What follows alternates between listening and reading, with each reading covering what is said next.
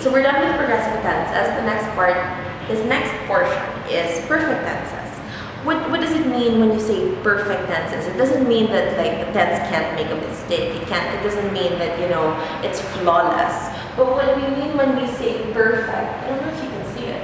Perfect tenses is that it is complete, that the action has been completed. That's what makes it perfect. Or it's already been finished by a certain point in time. That's what makes it perfect. So the way that we write out the perfect tenses, if for the progressive tenses we had to remember our ABCs, for the perfect tenses you have to use your head. H-E-D. Use your head. What does this mean? This is actually the formula for how you write out the perfect tenses. So H can stand for has, or have, or had, which are the words that we use. Sometimes we might add like a will, have, will to the front of it for the future tense, but essentially these are the words we use. And then you write out the verb, so has, but you don't say has walk, right? You add the ed, that's what that's there for, a d or an ed. Will have walked, had walked, has walked, have walked. Okay? Use your head. Now, what do these perfect tenses mean? Perfect tenses show that an action has been completed or finished by a certain point in time. Again, let's try the example finished, right? So let's use this formula. If we're talking about the present, let's say I have finished, right? I have finished my homework.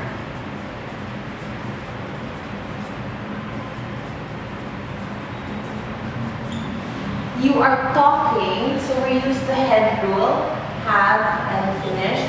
You are talking about something that was finished a little bit earlier, right? But you're talking at present, so right now. So by now, I have finished my homework. If we're talking about the past tense, then let's keep it with finished. But if it happened before, which of these words do you think we should use? Right, had, right? I had finished my homework earlier, or I had finished my homework by the time my mom came home. So it's actually like you're talking like you're in the past, but you finished your homework even before that point in time. So if this is when your mom came home, you had finished your homework even before then. So it's one action that was finished before another action. And then last, for the future tense, it's talking like you're in the future, but you finished it a little bit earlier than that, but it's still in the future. Let me explain. So which of these should we use? Right, will have. So, okay, I will have finished my homework before my mom arrives.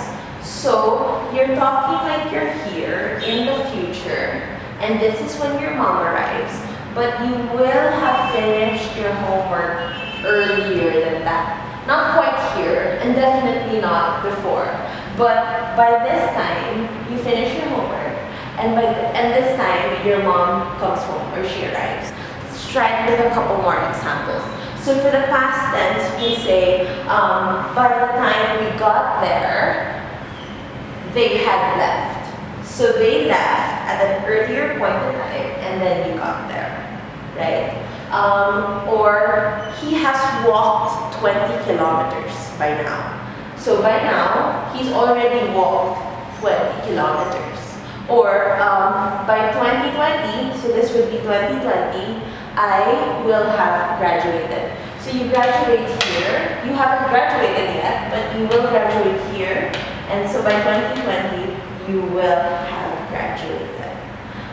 So actually, perfect tenses are really cool because they kind of give you the power to travel through time. Instead of just being limited to say, I walked, I walk, I will walk.